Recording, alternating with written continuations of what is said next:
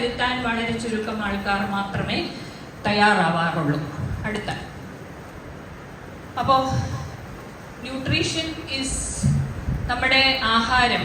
നമ്മൾ എന്താണോ കഴിക്കുന്നത് അതാണ് നമ്മൾ എന്ന് പറയാറുണ്ട്. അപ്പോൾ അതുകൊണ്ട് നമുക്ക് ഫൈറ്റിംഗ് ഡിസീസിനുള്ള ആഹാരങ്ങളാണ് ഉള്ളിൽ ചെല്ലേണ്ടത്. ഡിസീസ് ഉണ്ടാക്കുന്ന ഫീഡിങ് ഡിസീസ് അല്ല വേണ്ടത്. അടുത്ത സ്ലൈഡ്. അപ്പോ ഇതാണ് ബാലൻസ് ഡയറ്റ്. ബാലൻസ് ഡയറ്റ് നമുക്ക് എല്ലാവർക്കും അറിയാം. അന്നജവും കൊഴുപ്പും കുറച്ച് നാരുകളും പ്രോട്ടീനും വെള്ളവും ധാരാളം ഉൾപ്പെടുത്തുന്നതാണ് ഒരു ബാലൻസ് ഡയറ്റ്. ഇതെല്ലാം പ്രിവെൻഷനെ കുറിച്ച് പറയുമ്പോൾ വളരെ പ്രസക്തമാണ്. ഇത് എപ്പോഴും ആവർത്തന വിരസമാണെന്ന് എനിക്കറിയാം. പക്ഷേ ഇതാണ് അതിൻ്റെ പരിഹാരം എന്നുള്ളത് കൊണ്ട് എനിക്കിത് വീണ്ടും കാണിക്കാതെ വയ്യ. ഇത് തന്നെയാണ് അതിൻ്റെ പരിഹാരം. അത് വെയിറ്റ് കൺട്രോൾ ചെയ്യണം, ഒരു ആക്റ്റീവ് ലൈഫ് സ്റ്റൈലിലേക്ക് പോകുക എന്നൊക്കെയുള്ള പരിഹാരമേ ജീവിതശൈലി രോഗങ്ങൾ പ്രിവെന്റ് ചെയ്യാൻ നമ്മുടെ കയ്യിലുള്ളൂ. അപ്പോൾ ഇമ്മ്യൂൺ സിസ്റ്റം മെച്ചപ്പെടും. നമുക്കറിയാം കോവിഡ് കഴിഞ്ഞ പിന്നെ എല്ലാവർക്കും ഇമ്മ്യൂണിറ്റി എന്ന വാക്കിനോട് ഭയങ്കര കടുത്ത പ്രേമമാണ് ഉണ്ടായിരിക്കുന്നത്. ഇമ്മ്യൂണിറ്റി എങ്ങനെ കൂട്ടും? നെല്ലിക്ക കഴിച്ചാൽ കൂടുവോ? അതെ, ജീരക വെള്ളമോ, പിന്നെ പലതരം വെള്ളങ്ങൾ, പപ്പായ, പിന്നെ മാതള നാരകമാണ് ഓൾ ടൈം ഫേവറേറ്റ് ആണ്. മാതള നാരങ്ങയുടെ കച്ചവടം ഭയങ്കരമായി കേരളത്തിൽ ഒട്ടാകെ കൂടിയിട്ടുണ്ട് കോവിഡിന് ശേഷം. അപ്പൊ ഇമ്മ്യൂണിറ്റി ബൂസ്റ്റിംഗ് എന്ന് പറയുന്ന അത്ര സിമ്പിൾ ആയിട്ട് ഒരു പ്രക്രിയ അല്ല. എങ്കിൽ തന്നെയും നല്ല ആഹാരം അതിന് ആവശ്യമാണ് എന്ന് നാം മനസ്സിലാക്കുന്നു. അടുത്ത സ്ലൈഡ്. മണിയടിക്കുന്നതിന് മുമ്പ് ഞാൻ വേഗം ഓടിത്തീർക്കുകയാണ്. കുറച്ച് അപ്പൊ റൈറ്റ് ഡയറ്റ് ഫോർ യു എന്നുള്ള ഇത് ജസ്റ്റ് ഞാനൊന്ന് ഒരു നിങ്ങളുടെ ആലോചനയ്ക്ക് വേണ്ടി ഒരു സ്ലൈഡ് ഇട്ടു എന്ന് മാത്രം. അടുത്തത്. അപ്പൊ ഈ ഫുഡ് പിരമിഡ് എല്ലാവർക്കും അറിയാം.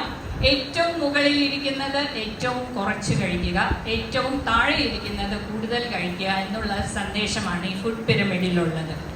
അടുത്ത. അപ്പൊ ഇങ്ങനെയാണ് നമ്മുടെ ഹെൽത്തി ഫുഡ് പ്ലേറ്റ് ഇരിക്കേണ്ടത്.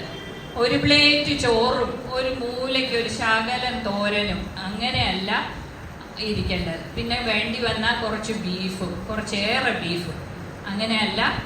കുറച്ച് ചോറും ഏറെ കറികളും നാരുകൾ ആവശ്യത്തിന് ഉൾപ്പെടുത്തുക. ഫ്രൂട്ട്സ് എല്ലാ ദിവസവും നമ്മുടെ വീട്ടുവളപ്പിലുള്ള കേരളീയരെ സംബന്ധിച്ച് നമുക്ക് തനതായ നല്ലൊരു ആഹാര ശൈലിയുണ്ട്.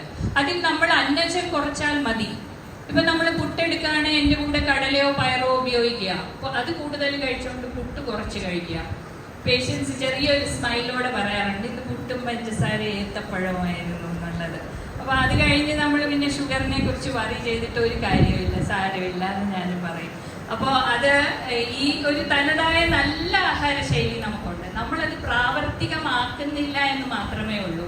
കപ്പയുടെ കൂടെ മീനുണ്ട്, ശരിക്കും കാർബിന്റെ കൂടെ പ്രോട്ടീൻ ഉണ്ട്. അപ്പൊ നമ്മൾ കാർബ് കൂടുതൽ കഴിക്കുന്നു എന്നുള്ളത് മാത്രമാണ് ഒരു പ്രശ്നം. ഇപ്പൊ നമ്മൾ മുമ്പ് പ്രമേഹത്തിന്, ടൈപ്പ് 2 പ്രമേഹത്തിനെ മാറാത്ത ഒരു രോഗം, കൂടെ കൊണ്ടു നടക്കേണ്ട ഒരു രോഗം എന്നാണ് ധരിച്ചിരുന്നത്. പക്ഷെ ഇന്ന് നമുക്കറിയാം ഡയബറ്റീസ് തിരിച്ചു പോകുന്ന റിവേഴ്സൽ സ്റ്റഡീസും. പക്ഷെ അതിന് തക്കതായ മാറ്റങ്ങൾ വരുത്തി അടിസ്ഥാനപരമായിട്ട് ലിവറിലെ ഗ്ലൈക്കോജനും കൊഴുപ്പും കുറയ്ക്കുന്ന പ്രക്രിയ മുതൽ നമ്മൾ തുടങ്ങേണ്ടി വരും. ഇപ്പോൾ കഴിക്കുന്ന ആഹാരത്തിന്റെ 1/3 കടക്കേണ്ടി വരും. അതൊക്കെ പ്രാവർത്തികമാണോ എന്ന് ചോദിച്ചാൽ എനിക്ക് അറിഞ്ഞൂടാ. ഇത്രയും ബേക്കറിയും എന്നും ഒരു പുതിയ ഹോട്ടൽ തുടങ്ങുക, അതൊക്കെ വെച്ചോണ്ട് എന്നെ കൊണ്ട് സാധ്യമല്ല സത്യം പറഞ്ഞാൽ.